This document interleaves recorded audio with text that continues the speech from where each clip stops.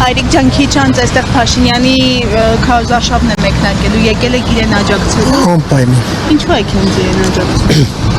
Ես 18 թվից եմ իրեն աջակցում, հիմա չէ, Ռուսաստանից եկել եմ, այնտեղ էի աջակցում ինչը։ Ոնց որ ես երեխեքն են գալու, որ աջակցենք իրեն։ Էջմիածնից եք։ Հա, Որտեղ եք աշխատում, եթե դեռ։ թոշակառու։ Գոհ եք թոշակները բարձրացել են։ Ես ռուսական թոշակ եմ ստանում։ Բայց Հայաստանում քվեարկելու իրավունք։ Անպայման, ես Հայաստանի քաղաքացի եմ։ Ինչ եք ռուսական թոշակ ստանում։ Ինչը տենց է պատահել։